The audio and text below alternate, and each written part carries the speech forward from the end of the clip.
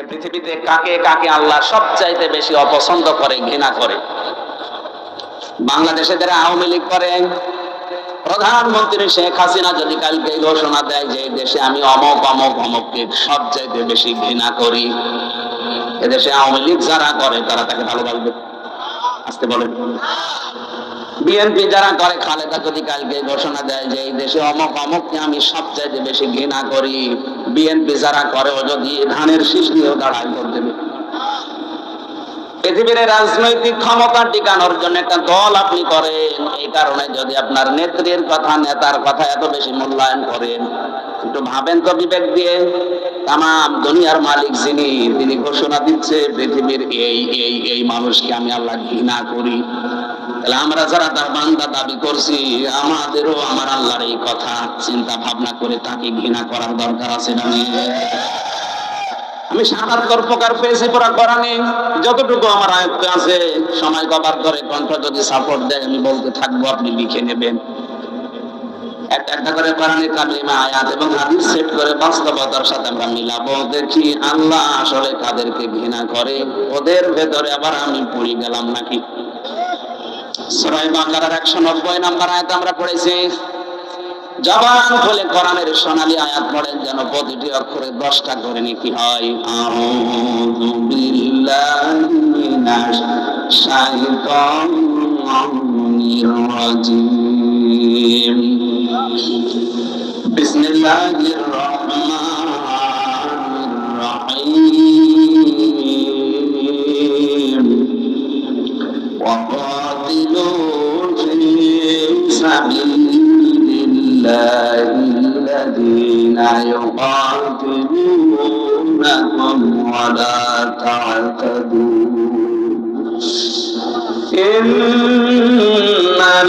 ইন্নাল্লাহা লা ইউহিব্বুল মু'তাদিন।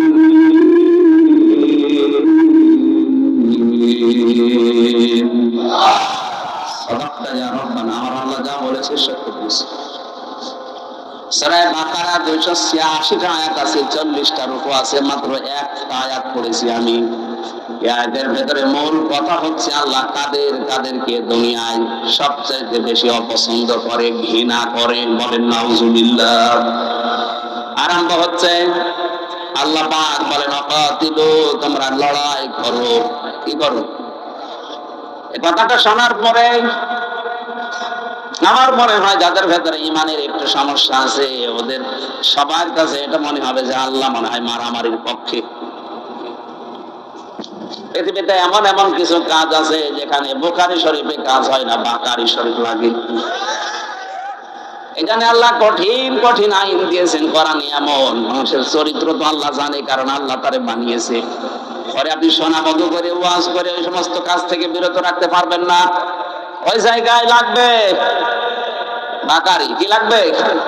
এই জন্য একটু চুরি করলে হাত কেটে দাও, জেনা করলে সঙ্গে সার করে ফেলো, ডাকাতি করলে দেশ থেকে তাড়িয়ে দাও, হত্যা করলে তাকে হত্যা করে ফেলো। এই কঠিন আইনগুলো আল্লাহ এমনি দেয়নি, কারণ পৃথিবী শান্ত রাখা লাগবে। এই দেশে কোরআনের পাখিরা 50 বছর ধরে সুদের বিরুদ্ধে কথা বলেছে, কোরআন দিয়ে হাদিস দিয়ে আজও দেশে বলতে আছে। আমার মনে হয় যত বলা হচ্ছে সুদ তত বাড়ছে। এই যে জমিনটা আছে, স্বপন ভাইকে যদি বলে আমি 1 লক্ষ টাকা দিলাম, 1 বিঘা জমি আমারে দেন, আমি চাষ করে খাবো, যখন আপনি টাকা ফেরত দেবেন তখন জমি নিয়ে নেবেন। এটা এলাকায় আছে, এটার নাম কি? এই কট নেওয়া যায়, এটা সুদ। আর আমরা সবাই এখানে কম বেশি জানি, নারী পুরুষ সবাই, যে সুদ খেলে মায়ের সাথে জেনা করার গুনাহ হয়। সুতরাং এই কট নিয়েছেন কারা? হাত তোলেন তো। না, এটা আমরা হাসির খোরাক কিনি। আমরা ওয়াজ এখন থেকে আমল করবো। আরে ভাই, আমার ইবাদত বন্দেগী ওয়াজ যদি কবুলই না হয় তো ছাটা করে আমি করবো কি? বলেন, কট নিয়েছেন যারা, একবার আল্লাহু আকবার করে হাত তোলেন। অনেক টুপিওয়ালা দাড়িওয়ালা মানুষ এই কাজ করছে। তার মানে এই কাজটা আপনারা কি এলাকায় জায়েজ মনে করেন না হারাম মনে করেই করেন? জায়েজ না, এটা জায়েজ। এখন হারাম পেটের দায়ে, এটা তো ফতোয়া বানিয়েছে মানুষ। যে জান বাঁচানো ফরজ, জান বাঁচানোর জন্য মিথ্যা কথা বলা জায়েজ আছে। কে বলেছে আপনাকে ফতোয়া? আপনি কি নতুন নতুন ইসলাম বানাচ্ছেন? না, পেটের দায় বলেন আর যে দায় বলেন হবে না। হারাম কাজে যাওয়া যাবে না, অন্য কোন পন্থা অবলম্বন করা লাগবে। এটা জায়েজ করার জন্য যে সূরত গুলো আছে ওইগুলো করা। আমি এই যে 10,000 টাকা দিলাম, এই 1 বিঘা জমি আমি 1 বছর করে খাবো, ওই টাকা আমার আর ফেরত দেওয়া লাগবে না। এই খেয়ে দেয় শোধ কি বলে, এটা তো আপনারা করেন না। কিছু মানুষ আছে এটাকে লস হয় বলে করতে চায় না। আমি প্রথম আয়াত তো ওইটাই শুরু করেছি যে দুনিয়া কিন্তু ধোঁকার দিন, আপনি এসেছেন খালি গায়ে খালি পায় ন্যাংটা যাবে না ওই রকম, মাঝখানে 70-80 বছর একটু চাষ করে যাবেন নাকি? তোমার বিশাল জীবন পড়ে আছে, ওইটাই যদি ধ্বংস হয়ে যায় এই 60-70 বছরে কি হবে? এই জন্য পেটের দায় বললে আর এ দায় ও দায় হবে না। আমি তো আর উদ্বুদ্ধ করতে পারি না, আর আমার হাতে সে ক্ষমতাও এখন নেই। যাদের হাতে এইটা আছে এই মানুষগুলো যদি চেষ্টা করতো, যাকাত ভিত্তিক অর্থনীতি বাংলাদেশে যদি কায়েম করতো, 53 বছর দেশটা স্বাধীন হয়েছে, এই দেশের সুদের 4 আনাও থাকতো না। ওই আফগানিস্তানে তো সুদ নেই, ওদের দেশ চলছে না।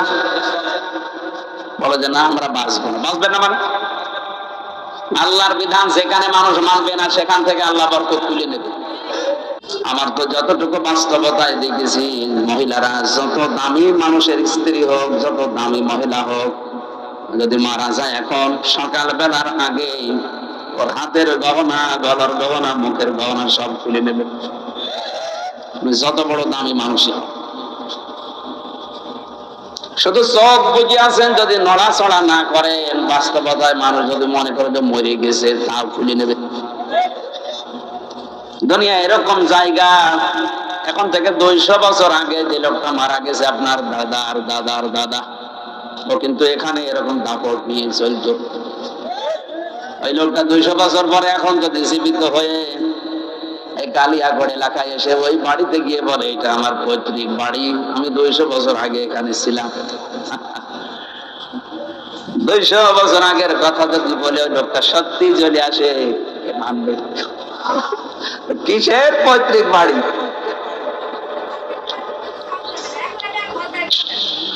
অথচ বিশাল সম্পদ কিন্তু তার অধিকার ছিল, সেই বানিয়েছিল কষ্ট করে। আল্লাহ পাক এই সমস্ত দিকে তাকিয়ে জানিয়েছে, ওয়ামাল হায়াতুদ দুনিয়া ইল্লা মাতাউল গুরুর। সূরা ইমরান 4 নম্বর পারা 13 নম্বর পৃষ্ঠার 13 নম্বর লাইনের 185 নম্বর আয়াতের শেষের দিকে আছে, এ পৃথিবীর জীবনটা ধোঁকাবাজি, খেল তামাশা, রং তামাশা ছাড়া আর কিছু না। দুনিয়ার সব মানুষই ধোঁকায় পড়ে আছে।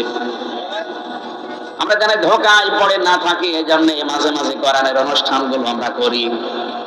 আল্লাহুম্মুত তাকাসুর হাত্তা যুরতুমুল মাকাবির।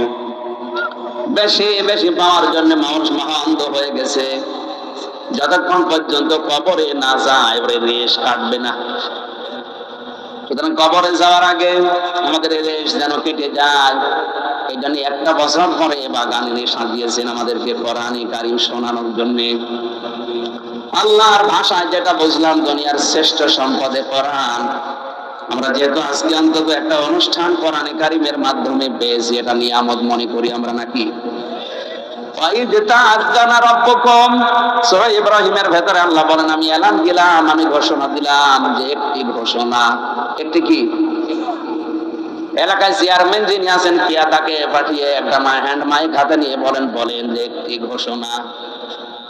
ইউনিয়ন পরিষদের পক্ষ থেকে একটি ঘোষণা মাইকিং করা হয়। আল্লাহ যেন নিজে মাইক হাতে নিয়ে এই সিরাজগঞ্জ পাবনা এলাকায় এসে বলছে একটি ঘোষণা।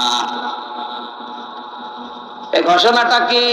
ওই যে আগে যারা জানালাম যে দুনিয়ার শ্রেষ্ঠ সম্পদ কোরআন, মাইকিং হয়েছে হয়তো স্বপনের মাধ্যমে 2-3 দিন, যে একটি ঘোষণা, একটি এলান শোনেন, অমুক দিন অমুক তারিখে কোরআনে কারীম শোনানো হবে, আসবে অমুক জন। আল্লাহ পাক বলেন এটা নিয়ামত হিসাবে আমি যদি গণ্য করে মানুষ যে এটা নিয়ামত, আমি যেন নিজে মাইক হাতে নিয়ে প্রচার করছি যে একটি ঘোষণা। মাহফিলের প্রচার সরাসরি করেছে প্রচারককে, বলেন আল্লাহ বলেন একটি ঘোষণা, ও পাবনার মানুষেরা, সিরাজগঞ্জের মানুষেরা, বান্দা বান্দি যারা দাবি করো আমার যে আমি আল্লাহর বান্দা, আমি আল্লাহর বান্দি, আল্লাহ পাক যেন মাইক হাতে নিয়ে নেমে পড়েছে। লাইন সাকার, তুমি যদি আমার নিয়ামতের শুকরিয়া আদায় করো, সবাই স্বীকার করলাম এটা একটা নিয়ামত, এটা প্রতিদিন আসে, 1 বছর পরে আজকে এসেছে, এটা যদি নিয়ামত মনে করো, কারণ এখানে আসা বসা, শ্বাস প্রশ্বাসে নিঃশ্বাসে তোমার নেকি হচ্ছে। দুনিয়া এরকম আর একটা কোন অনুষ্ঠান নেই যেখানে গেলেই মানুষের নেকি হয়। এটা এই কারণে যেখানে কোরআন আছে, কি আছে, যতক্ষণ চুপ থেকে শুনবেন মনে করবেন আমি নামাজে দাঁড়িয়ে আছি। জোরে বলেন আল্লাহু আকবার। আল্লাহ বলেন এই নিয়ামতের শুকরিয়া যদি তোমরা আদায় করো, চুপ থাকো আর শোনো, কি করবো জানো, লা আযীদান্নাকুম, লামের তাকিদ নুনে সাকিলা, গ্যারান্টি দিয়ে বলছি জীবনে এরকম নিয়ামতে আরো তোমাদেরকে ডুবাবো, ভালো ভালো কাজে তোমাদেরকে আমি আঞ্জাম দেওয়ার সুযোগ করে দেব। ওয়ালাইন কাফারতুম ইন্না আযাবি লাশাদীদ, যদি আমার নিয়ামতকে না শুকরিয়া করো, দাম না দাও, গুরুত্ব না দাও, ওই মনে করে চলে যাও, আমি এটা কিন্তু ছিনিয়ে নেব, জীবনে আর এরকম ভালো কাজে তোমারে নিয়ে আসবো না। ইন্না আযাবি লাশাদীদ, অবশ্যই আমার আযাব বড় কঠিন, তার ভেতরে তোদেরকে ফেলে দেব। জোরে বলেন নাউযুবিল্লাহ। কোরআনী আয়াতের তাফসিরে অন্য একটা আয়াত আমি পেয়েছি, কোন মানুষ যদি কোরআনের আইন বাদ দিয়ে, কোরআনের নিয়ম নীতি বাদ দিয়ে দুনিয়ার জীবন চালাতে চায়, আল্লাহ পাক বলেন তার পেছনে একটা শয়তান আমি আল্লাহ বন্ধু হিসাবে নিযুক্ত করে দেই। وَمَنْ يَعْشُ عَنْ ذِكْرِ الرَّحْمَنِ نُقَيِّضْ لَهُ شَيْطَانًا فَهُوَ لَهُ قَرِينٌ। যে ব্যক্তি আমার জিকির থেকে, আমার কোরআন থেকে মুখ ফিরিয়ে অন্য দিকে চলে যাবে, আমি আল্লাহ নিজে তার সাথে একটা শয়তান সেট করে দেই, সে একেবারে আটার মতো লেগে থাকবে। তার মানে যে শয়তানের সাথে মিলে থাকবে তাকেও শয়তান শয়তানি বানাবে। ও গ্যারান্টি দিয়েছিল আল্লাহর কাছে, লামান তাবিআকা মিনহুম লাআমলাআন্না জাহান্নামা মিনকুম আজমাইন। আল্লাহ বলেন তোর অনুসরণ যদি কেউ করে, তোর সাথে লেগে থাকে, ওকে যেমন জাহান্নামে দেব, তোর সাথে ওকেও দেব। এই জন্য এটা নিয়ামত মনে করে যারা এসেছি, আর একবার বলছে আলহামদুলিল্লাহ। ফাকাতিলু ফি সাবিলিল্লাহ, তোমরা লড়াই করো, সংগ্রাম করো, হত্যা করো, কতল করো আল্লাহর রাস্তায়। এই শব্দটার ব্যাখ্যা করতে গিয়ে আমার মনে হচ্ছে আল্লাহ কতলের পক্ষে, মারামারির পক্ষে। এই কারণে উনি পক্ষে কথা বলেছেন, কারণ দুনিয়ার মানুষের চরিত্র উনি জানেন। পুলিশগুলো মানুষকে ডান্ডা দিয়ে ঠান্ডা করে এমনিতে না, কিছু মানুষের চরিত্র ওই রকমই। জেলখানায় 3টা বছরে আমি বাস্তবতা অনেক কিছু দেখেছি। এমন এমন মানুষ জেলে আছে 30 বছর 32 বছর জেল খাটছে, ওর কোনো পরিবর্তন নেই। ও আগে যা ছিল এখন তার চাইতে আরো বেশি হয়েছে, এখন হয়েছে টপ 13 টিপি। যতদিন না মরবে ততদিন ওর বের হওয়ার কোনো চান্স নেই। বড় বড় আসামির সাথে আমি দেখেছি বাংলাদেশে ওদের মতো আসামি আর নেই, যাদের নাম নিয়ে সিনেমা তৈরি হতো এদেশে। সুইডেন আসলাম, এই 27 বছর আছে, নায়ক মান্না একটা তৈরি করেছিল না সিনেমা, আসলাম ভাই, এই সেই লোক। ওর জীবনটা পুরা কাহিনীতে তুলে ধরেছে কি করে ও সুইডেন আসলাম হয়েছে। এইরকম বড় বড় আসামি ওই জায়গায় আছে, হাই সিকিউরিটি জেল। তো মানুষগুলো দেখেছি ওখানে লেখা আছে গেটে যে এটা মানুষের সংশোধনাগার, মানুষ সংশোধন হয় এখান থেকে। সংশোধন করার জন্য যেটা দরকার ওইটা ওই জায়গায় এরকম ওপেন ভাবে চলে না। ওখানে যদি মানুষ যারা আসামি হয়ে যায়, বলতো আপনার মার্ডার মামলায় মনে করেন 30 বছর জেল, যদি আপনি কোরআন মুখস্থ করে 5 ওয়াক্ত নামাজ আদায় করে তাহাজ্জুদ পড়ে আপনার আচরণ দিয়ে প্রমাণ করতে পারেন যে আপনি ভালো হয়ে যাচ্ছেন, 30 বছর না আপনার 5 বছর পরে বের করে দেওয়া হবে। আমার মনে হয় 1,10,000 আসামি আছে দেশে, তাই 1 লাখ মানুষে হাফেজ হয়ে দিত। ভেতরে ভেতরে যদি আমার মসজিদ চালু করে জোহর আসর মাগরিব এই নামাজগুলো পড়ার ব্যবস্থা করি, তো সেই ব্রিটিশের যে নিয়ম চলছে ওইটা, এই নিয়ম নীতিগুলো ভেতরে যদি সংশোধনাগার সত্যি এভাবে তৈরি করতো, মানুষ আসলে ভালো হওয়ার সিস্টেম ওই জায়গায়। কারণ কোনো কাজ নেই, কাম নেই, শুধু 24 ঘন্টা বসে থাকা। এইগুলো আমরা পাই না ওখানে। চোর ওখানে যায় চুরি করে, ডাকাত হয়ে বের হয়, ডাকাত যায় ও মার্ডার কিভাবে করা লাগে সেই ট্রেনিং নিয়ে বের হচ্ছে। আল্লাহ জন্য কঠিন কঠিন আইনগুলো দিয়েছেন যে তোমরা আল্লাহর রাস্তায় হত্যা করো, সংগ্রাম করো। ফালাম তাকতুলুহুম ওয়ালাকিন্নাল্লাহা কাতালাহুম ওয়া মা রামাইতা ইয রামাইতা ওয়ালাকিন্নাল্লাহা রামা। আমার কথা কি বুঝতেছেন? আপনি অন্যদিকে নিয়ে যাবেন না যে খালি মারামারির জন্য উদ্বুদ্ধ করছে, খালি হত্যার জন্য না। এই আয়াতের প্রথম কথা এটা যে তোমরা হত্যা করো। কার রাস্তায় করবা? ফি সাবিলিল্লাহ, আল্লাহর রাস্তায়। এই শব্দটার অর্থ শুনে যদি এখন কেউ জঙ্গিবাদে জড়িয়ে যায়, কেউ চরমপন্থা অবলম্বন করে, এটা দোষ কি কোরআনের? আপনি বুঝতে ভুল করেছেন। কোরআন কোনদিন মানুষ হত্যার পক্ষে বিনা কারণে না। কথা বুঝতেছেন? এই জন্য আমাদের উচিত হচ্ছে কোরআনের মর্ম মানেগুলো উপলব্ধি করার জন্য তাফসীর গুলো পড়া। ইবনে কাসিরের ভেতরে মুফাসসিরিন ইকরাম লিখেছেন, ইমানদার যারা, তারা সারা জীবন লড়াই করবে, সংগ্রাম করবে, ওরা যুদ্ধ জিহাদ চালাবে আল্লাহর রাস্তায়। কার রাস্তায়? পক্ষান্তরে দুনিয়া যারা কাফের, এরাও তাদের যুদ্ধ জিহাদ, চেষ্টা, সংগ্রাম, মারামারি, কাটাকাটি এরাও করবে, কিন্তু শয়তানের রাস্তায়। সূরা নিসার ৭৬ নম্বর আয়াতে তথ্যগুলো আছে। আল্লাযীনা আমানু ইউকাতিলুনা ফি সাবিলিল্লাহ। ঈমান যাদের আছে এরা লড়াই করবে, সংগ্রাম করবে, করাই লাগবে, মাস্ট বি আল্লাহর রাস্তায়। কার রাস্তায়? তাহলে মারামারি করতে দেখলেই আপনি উল্টা বুঝবেন না। এদের মারামারি তো দুনিয়ার কোন স্বার্থের জন্য না, আল্লাহর আইন দুনিয়াতে প্রতিষ্ঠা করা, কায়েম করার জন্য। আর যারা শয়তানের অনুসরণ করবে, হত্যা করবে, তারাও কাটাকাটি মিছিল করবে, কিন্তু রাস্তা হবে শয়তানের। আল্লাহ তাআলা এই কঠিন পরিস্থিতিতেও ডাক দিয়েছেন, ইয়াকাতিলুনাকুম, তোমরাও তাদেরকে হত্যা করবা, তাদের বিরুদ্ধে সংগ্রাম করবা, লড়াই করবা। কতটুকু? যতটুকু ওরা করেছে। বিনা কারণে আজ অনেককে দেশ থেকে তাড়িয়ে দেওয়া হচ্ছে, বাড়ি থেকে বের করে দেওয়া হচ্ছে, দখল করে নেওয়া হচ্ছে। এটা যদি এদেশে না হয়, ফিলিস্তিনি হচ্ছে। সুতরাং তাদেরকে বিনা কারণে তাদের মাতৃভূমি থেকে, নিজের বাড়ি জায়গা ঘর থেকে বের করে দিয়ে জোর করে দখল করছে। এদেরকে আল্লাহ আদেশ দিয়েছে, যারা এই অবিচার গুলো করেছে ওদের বাড়ি ঘর থেকে বের করো, ওদেরকেও মারো, হত্যা করো। আপনার জায়গা যদি এরকম কিছু করে, বৈধ জায়গায় বৈধ ট্যাক্স দিয়ে বসে আছি, জোর করে আপনি এখান থেকে তুলে দেবেন, থাকতে দেবেন না, এমন এমন অত্যাচার করবেন যেন আমি চলে যেতে বাধ্য হই। এখন প্রশ্ন আসতে পারে, এরকম কোন জায়গায় হয়? আপনি টের পাচ্ছেন? এক বউ এসে বলছে, কি গো তুমি যে আমারে বারবার পিটাও, আমাকে কি রাখবা না? স্বামী বলছে, বিলের ওজন দেখে টের পাও না? প্রতিদিন তোমার যে কয়টা করে কিল বসায়, কিলের ওজন দেখে তো টের পাওয়ার কথা, যে তোমার ভাগ্য কিনা।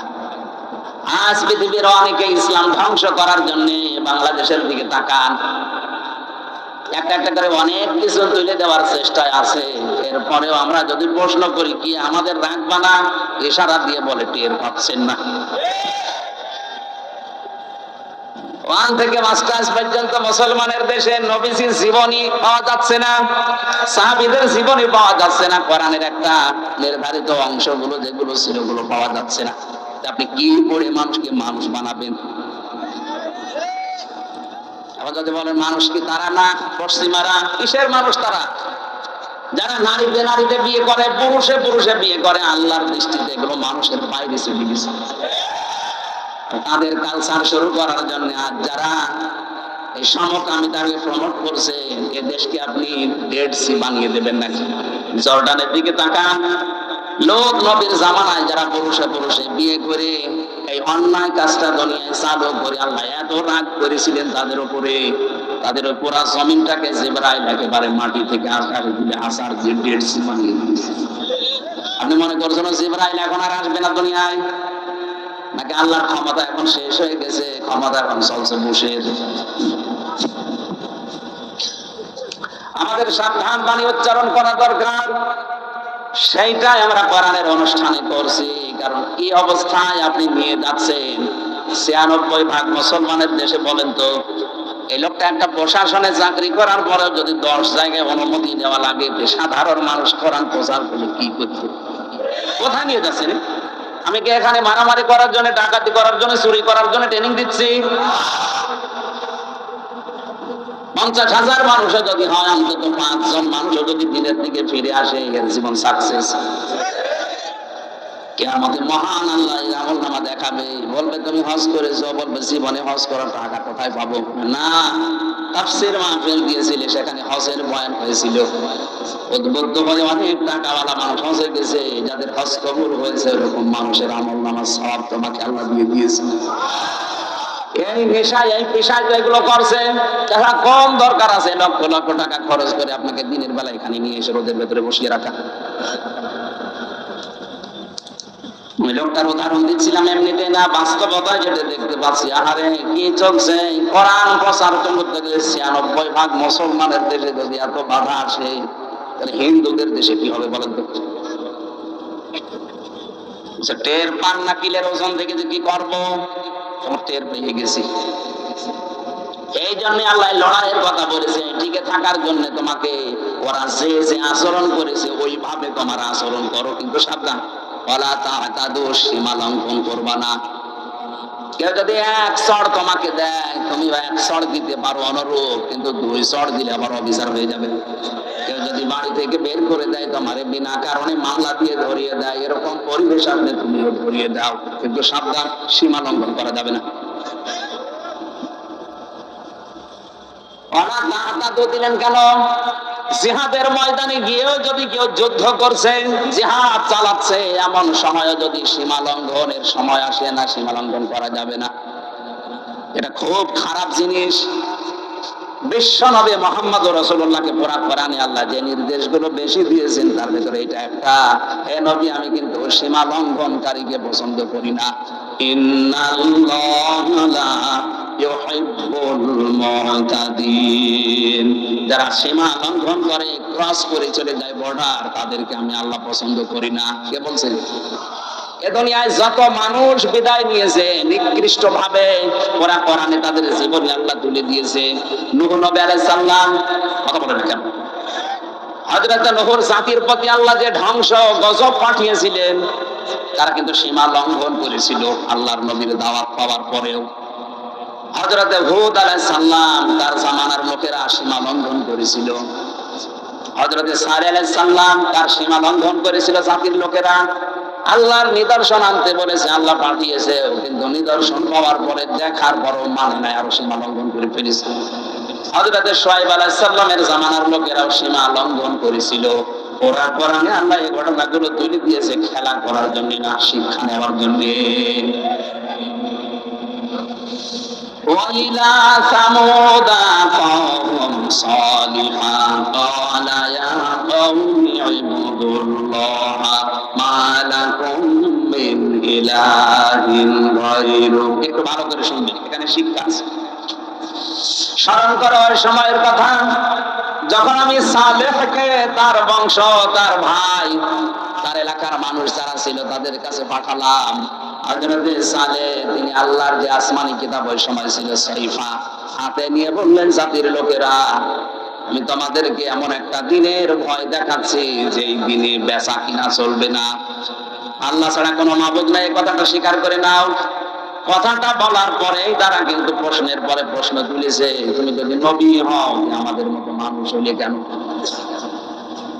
ওই জামানার মানুষেরা মনে করতো নবী যারা, এরা আমাদের মতো মানুষ হবে না, নবী ছাড়া এরা বিয়ে শাদী করবে না, এরা রাজনীতি করবে না। আজ অনেক মানুষের ভেতরে ওই কাফেরদের ধারণা ঢুকেছে যে মাওলানা যারা, এরা কেন বিয়ে শাদী করবে, এরা রাজনীতি করবে। আর এই ধারণা তো কাফেরদের।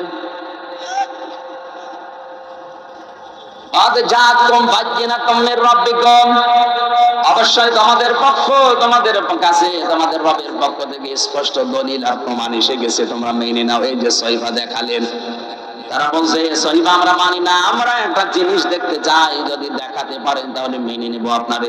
কি? এই যে বিশাল পাহাড়, এই পাহাড়ের উপরে যে বড় একটা পাথর আছে, ওই পাথরের ভেতর থেকে 10 মাস 10 দিনের গর্ভবতী একটা উটের বাচ্চা বের করে নিয়ে আসা লাগবে। নবীরা কোনো বিপদে পড়লে আগে নামাজে যেতেন কিসে? আগে সেজদা দিয়ে বলতেন আল্লাহ তুমি দেখো আমি কি করব এখন। আর আমরা নবীর উম্মতেরা বিপদে পড়লে আগে মাজারে দৌড়াই। কোন মাজারে না, কোন বাবার কাছে না, কত বড় বিপদ হোক, যত বড় বিপদ হোক আগে সেজদায় চলে যান। এইটাই নবীর জীবনী, এইটাই নবীদের সুন্নাহ। বিপদে পড়লেই তারা সেজদা দিত, কারণ নবীজি জানিয়েছেন যখন মানুষ সেজদায় চলে যায় তখন আল্লাহর ওই বান্দার মাঝে কোনো পর্দা থাকে না। আলাইসা আল্লাহু বিকাফিন হাত্তা, আমি কি আমার বান্দার জন্য যথেষ্ট না যে ও মাজারে দৌড়াবে? এখন থেকে এলাকায় যারা আল্লাহ বাদে অন্য কারো কাছে সাহায্যের জন্য দৌড়ান এক্ষুনি থেমে যান। আল্লাহ কিন্তু আফসোস করছেন, আলাইসা আল্লাহু বিকাফিন হাত্তা, সূরা জুমারের ভেতরে আছে, আমি কি আমার বান্দার জন্য যথেষ্ট না যে ওর জন্য আবার মাজারে মানত করা লাগবে? আপনি বলেই দেখেন না কেন 30 সেকেন্ড 35 সেকেন্ড 1 মিনিটে আপনি সেজদা শেষ করে দেন, আধা ঘন্টা 1 ঘন্টা একটা সেজদায় পড়ে থাকেন, দেখেন দুনিয়ার যত মজা আল্লাহ ওর ভেতরে রেখে দিয়েছে। বাইরের জগতে আমরাও সময় পেতাম না, এখনো পাচ্ছি না ভালো। জেলখানায় 3টা বছরে যেহেতু অন্ধকার প্রকোষ্ঠে এক ঘরের ভেতরে কন্ডেম সেলের ভেতরে তালাবদ্ধ ছিলাম, আমি বাস্তবতায় দেখেছি কোন মানুষ যদি 2টা 3টার সময় উঠে 1 ঘন্টা 1.5 ঘন্টা একটা সেজদায় চোখের পানি ফেলে মনের কথাগুলো বাংলায়ও বলতে পারে। আমি নিজের কথা বলছি, আল্লাহর কসমে যে কোরআন আমার সামনে, যেদিন 45 মিনিট 1 ঘন্টা সেজদায় পড়ে কাঁদতেছি, মনে হচ্ছে দুনিয়ায় স্ত্রী ব্যবহারের চাইতে এটা আরাম লাগছে। করে দেখেন কত আরাম, কত শান্তি আল্লাহ ভেতরে রেখেছে। সেজদা দেখছে উনি 2.5 সেকেন্ড 3 সেকেন্ড 5 সেকেন্ড 15 সেকেন্ডে উঠে পড়ছে, আপনি পাবেন কি? কারণ সেজদা গেলে মনে হয় যে আল্লাহর কুদরতি পায়ে মানুষ পড়ে আছে। প্রধানমন্ত্রী শেখ হাসিনার কাছে যেভাবে জড়সড় হয়ে আদবের সাথে নড়াচড়া বাদ দিয়ে দাঁড়িয়ে থাকেন, উনি তো তাম পৃথিবীর সব কিছুর মালিক, এরকম বড় মনে করে কেউ যদি এরকম দাঁড়িয়ে রুকু দিয়ে সেজদা দিয়ে বলতো আল্লাহ আমি কিন্তু অসহায় হয়ে পড়েছি, মহান আল্লাহ তখন নিজে ফেরেশতাদেরকে বলতেন এই দিকে তাকা, এই মানুষটাই তোরা তৈরি করতে নিষেধ করেছিলি, দেখ কি আদব, সেজদায় পড়ে কিভাবে কান্নাকাটি করছে। মন থেকে যদি সত্যি মানুষ কিছু বলতে পারে ওটা কিন্তু আরো সে চলে যায়। আমরা মন থেকে বলতে পারি না, অধিকাংশ কাজ হয়ে যায় আমাদের লোক দেখানো, এই জন্য তাসির হয় না ওর ভেতরে। হযরত সালেহ সেজদায় পড়ে যখন কথাগুলো আবেগ নিয়ে বলছিলেন, আল্লাহর পক্ষ থেকে আদেশ এসেছে, সালেহ ঠিক আছে তুমি রাজি হয়ে যাও, ওদেরকে নিয়ে আসতে বলো, আমি আল্লাহ এই মুজিজা তোমার মাধ্যমে দেখাবো। ওখান থেকে উট নেমে আসতেছে।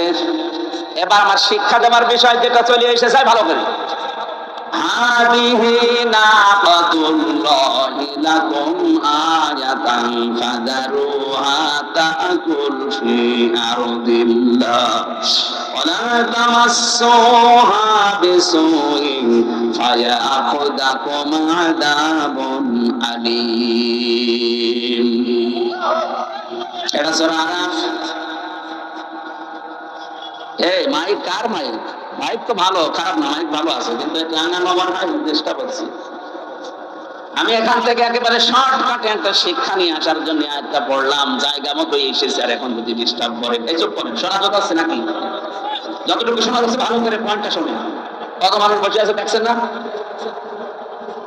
এখানে কত আলেম ভেতরে ভেতরে আছে, আপনি দেখতে পাচ্ছেন না? আর আমার অনেকে চেনা আমি দেখতে পাচ্ছি, দেখেন কি সুন্দর করে তারা বোঝার চেষ্টায় আছে। আল্লাহ তাআলা বলেন হাদিহি নাকাতুল্লাহ, হে সালেহ জাতির লোককে জানিয়ে দাও এটা কিন্তু আল্লাহর উষ্টি, আয়াতান এটা আল্লাহর নিদর্শন। এটা কি বলেন বলেন? আয়াত মানে নিদর্শন, এটা আল্লাহর একটা সৃষ্টি, আল্লাহ পাঠিয়েছেন। ওয়ালা তামাসসুহা বিসুইন ফায়াখুযাকুম ফাযারুহা তাকুল ফি আরদিল্লাহ, এর জমিনে ছেড়ে দাও, যেখানে ইচ্ছা যাবে, যা ইচ্ছা খাবে, কিন্তু সাবধান খারাপ কোনো ইচ্ছা উদ্দেশ্য নিয়ে এই গোষ্ঠীর কাছে আসবা না। যদি আসো ফায়াখুযাকুম আযাবুন আলীম, এই যে আসো যদি, তাহলে সীমা লঙ্ঘন হবে, তখন আল্লাহর আযাব তোমাদেরকে ধরবে। হযরতে সালেহ ঘোষণা দেওয়ার পরে যেখানে যায়, যেখানে ইচ্ছা যায়, যা ইচ্ছা খায়।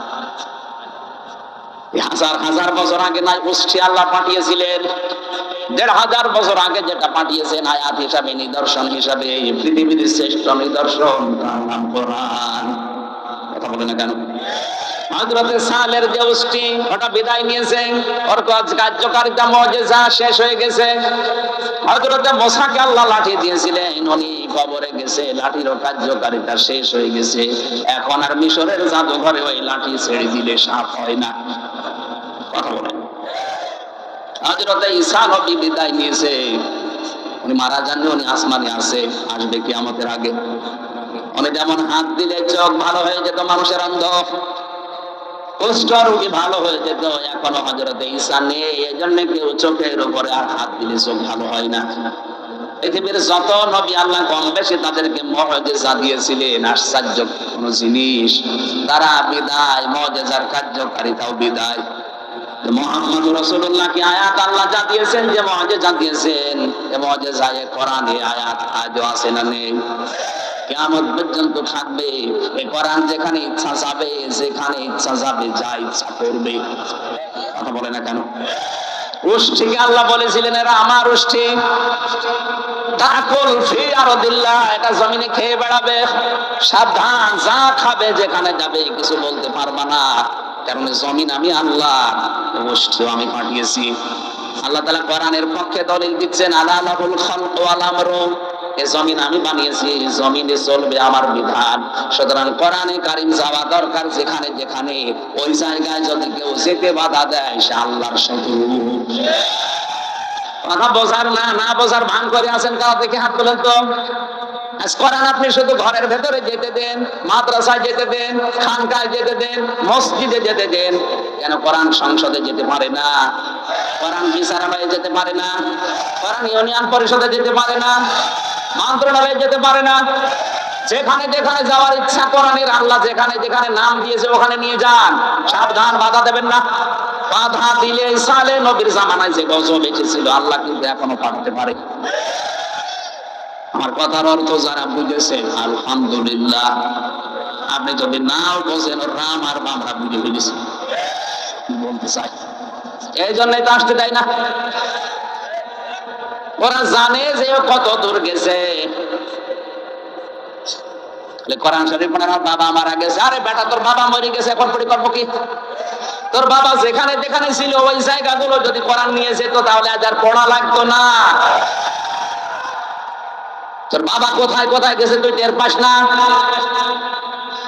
তোর বাবা ব্যবসা করেছে, ব্যবসা প্রতিষ্ঠানে কোরআন ছিল না, ওখানে অনেক ব্যবসা প্রতিষ্ঠান বাংলাদেশে আছে। আজ বিভিন্ন গার্মেন্টস থেকে মেয়েদের কান্নার আওয়াজ আসে। আর এখন ওই শয়তান মরে গেছে বলে কোরআন পড়িয়ে দেন, কোরআন পড়লো আযাব আরো বাড়বে। কত সরকারি প্রতিষ্ঠানের দিকে তাকান, আজ এক একটা সিট পাওয়ার জন্য অনেক মহিলারা নিজেদের ইজ্জত বিক্রি করে দিয়েছে। ওখানে যদি কোরআন থাকতো ওখানে মেয়েদের কান্নার আওয়াজ আসতো না। বাবার বয়সী লোক আছে, এই জন্য আমি নিচে নামতে পারলাম না, এইটাই চলছে পৃথিবীতে এখন। এই কথা বলেন না কেন? কোরআন যেখানে যেখানে যাওয়া দরকার ওখানে যেতে দেন না, খালি মানুষ মরে গেছে কোরআন পড়ে। আল্লাহর নিদর্শন, আল্লাহর এই আয়াত, এই নিদর্শন কার? এই আয়াতগুলোকে আমার বানানো, আল্লাহর নিদর্শন, আল্লাহর আয়াত, যেখানে ইচ্ছা যাবে, কেউ বাধা দিতে পারবে না। কেউ বাধা দিলে বুঝবেন ওটা সালেহ আলাইহিস সালামের জামানার কাফেরদের মতো কাফের।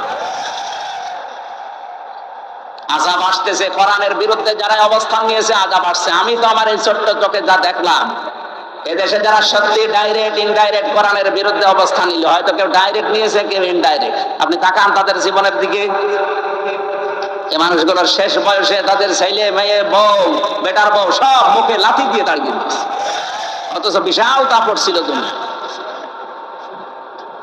আপনি আর কয় টাকার মালিক এখন? আবু জেহেল ওই সময় প্রেসিডেন্ট ছিল, কোরআনের বিপক্ষে অবস্থান নেওয়ার কারণে আল্লাহ তাকে যৌন অক্ষম করে দিয়েছিলেন। বউ ছিল ওর, কিন্তু কাজ করতে না। এই জন্য ওর স্ত্রীর নাম হচ্ছে নাকেরা। নাম কি? নাকেরা মানে অনির্দিষ্ট, নিজে কাজ করতে পারতো না।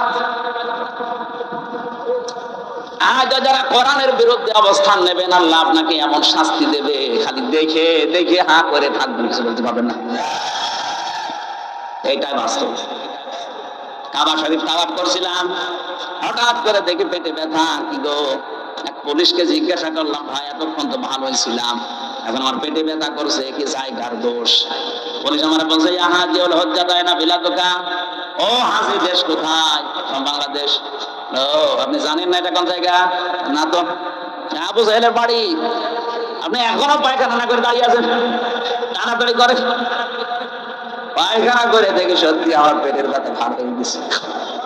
আল্লাহ আমাকে বোঝাতে চাই, হামজা এত টাকা পয়সা খরচ করে সেই বাংলাদেশ থেকে আসবে এখানে, আর শয়তানের মুখে পায়খানা না করে চলে যাবো?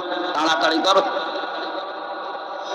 দেখেন তো সে দেশের প্রেসিডেন্ট, কত দামি জায়গা, তার কাবার পাশে ওর বাড়ি, অথচ জায়গাটাকে আল্লাহ এত নিকৃষ্ট বানিয়ে দিয়েছে, তাম দুনিয়ার মানুষেরা এখন যায় ওই জায়গাতে পায়খানা না করে দেশে যায় না। কোরআনের বিরুদ্ধে আমি ডাইরেক্ট বলছি, যারা যে অবস্থান নিয়েছে, কেউ ডাইরেক্ট নিয়েছে, কেউ ইনডাইরেক্ট নিয়েছে, আপনাকে আল্লাহ ছাড়বেন, আপনার বাড়ি পর্যন্ত নিকৃষ্ট, এমনকি আপনার নামও কেউ দুনিয়ায় রাখবে না। আপনার নাম আর কত সুন্দর, আপনার চাইতে ইয়াজিদের নামটা সুন্দর না? অনেক সুন্দর ছিল।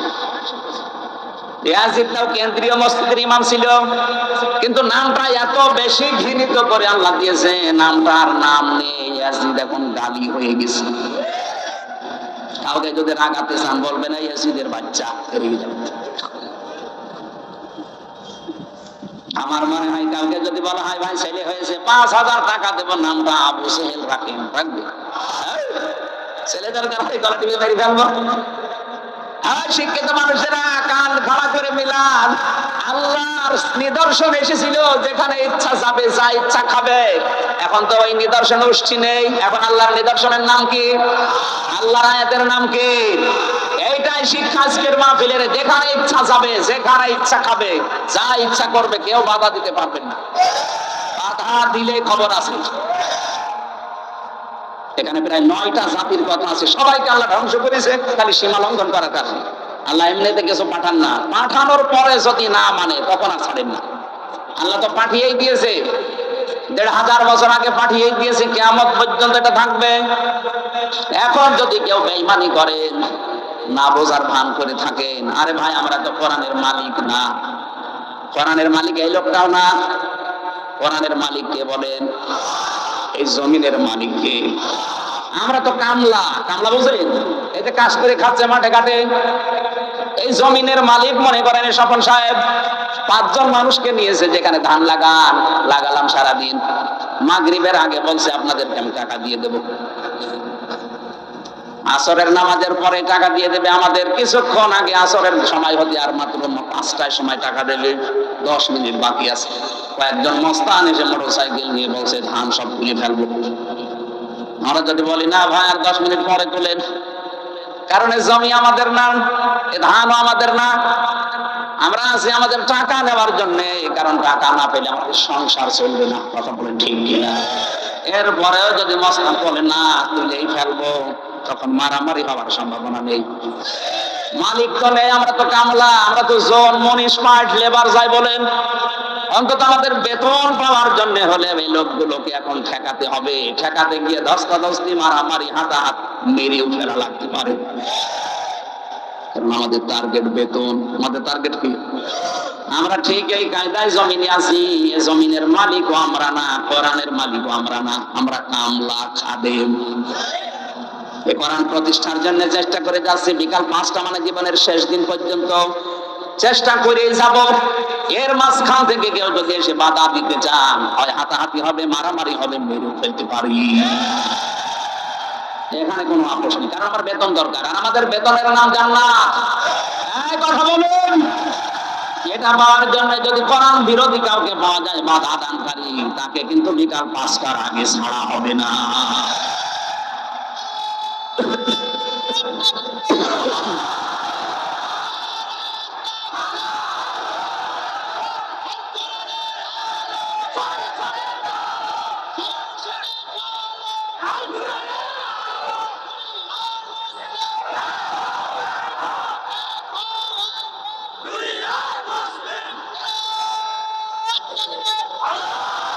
যদি আল্লাহর নিদর্শনকে, আল্লাহর আয়াতকে কেউ প্রতিহত করেন, বাধা দেন, কি আসবে? শাস্তি। কি আসবে? শাস্তিগুলো কিন্তু চলে আসতেছে একটা একটা করে। দ্বিতীয় নম্বরে আল্লাহ তাদেরকে সবচেয়ে বেশি ঘৃণা করেন যারা জালেম, যারা অত্যাচারী। জালেম মানে যেই জিনিস যেখানে রাখা দরকার ওইটা ওই জায়গায় না রেখে অন্য জায়গায় রাখে যারা, তারাই আল্লাহর দৃষ্টিতে জালেম। আপনি যে কোনো ধর্মের হন, আপনি সত্যি করে মন থেকে বলেন তো কোরআনে কারিম আসলে থাকা দরকার সবচাইতে উপরে না পায়ের কাছে? আরে ভাই, উপরে তো আপনি আর রাখেন না। উপরে রাখতে গেলে রাজনীতি মনে করেন আপনি, এটা তো রাখার দরকার উপরে। উপরে না রেখে যারা আজ নিচে রাখতে চায়, পেছনে টান মেরে ফেলতে চায়, তারা জালেম। এই যে টুপিটা, এটা মাথায় দেওয়া দরকার কোথায়? বলেন বলেন। এটা যদি আমি পায়ের সাথে বেঁধে রাখি, এটা টুপির সাথে জুলুম। ৯৬% মুসলমানের দেশে কোরআন থাকবে সবার উপরে সংসদে, ওখান থেকে আইন প্রণয়ন হবে কোরআন দিয়ে, ওইটা বাংলাদেশে বাস্তবায়ন হবে। এগুলো না করে যারা আজ মানুষের তৈরি করা আইনগুলো কায়েম করার জন্য চেষ্টা করছেন, আপনি জালিম। শিক্ষিত মানুষের জন্য আমি নাম নিলাম না, আপনি বুঝে ফেলেছেন। আপনি আল্লাহর কাছে ঘৃণিত যারা কোরআনের আইন বাদ দিয়ে মানুষের আইন তৈরি করা, প্রতিষ্ঠা করার জন্য চেষ্টা চালাচ্ছে। ৩ নম্বরে আল্লাহ তাদেরকে বেশি ঘৃণা করেন যারা অহংকারী। এই পৃথিবীতে অনেকে সম্পদের অহংকার করা, ক্ষমতার অহংকার করার কারণে আল্লাহ ঘৃণিত বানিয়ে বিদায় দিয়েছে। যেমন কারুন, যারা ৫,০০০ ভেতরে বিস্তারিত লেখা আছে কারণকে আল্লাহ এত শাস্তি দিয়েছেন কঠিন এই অহংকারের জন্য। সম্পদের অহংকার করেছিল, মুফাসসির লিখেছেন আল্লাহ এখনো পর্যন্ত প্রতিদিন ওরে মাটির ভেতরে ১ বিঘত করে গাড়তেছে। কিয়ামত পর্যন্ত ১ বিঘত করে মাটির নিচে গাড়তেই থাকবে। বলেন নাউজুবিল্লাহ। ৪ নম্বরে আল্লাহ তাদেরকে পছন্দ করে না যারা অপচয় করে, অপব্যয় করে। এখানে দুটো গুরুত্বপূর্ণ শব্দ আছে, এইদিকে তাকান। অপচয় আর অপব্যয় আরবিতে শব্দ হচ্ছে দুইটা, একটা হচ্ছে ইসরাফ আর একটা হচ্ছে তাবযির। ইসরাফ কাকে বলে? এই লোকটা ২ কেজি আম লাগবে, টাকার গরমে ১০ কেজি আম কিনে ৮ কেজি পচাচ্ছে আর ২ কেজি খেয়েছে, এটার নাম ইসরাফ। এটা হারাম। আম কিনা জায়েজ নেই, কথা বলেন না কেন? কিন্তু বেশি করে ফেললেন আপনি, এটার নাম ইসরাফ।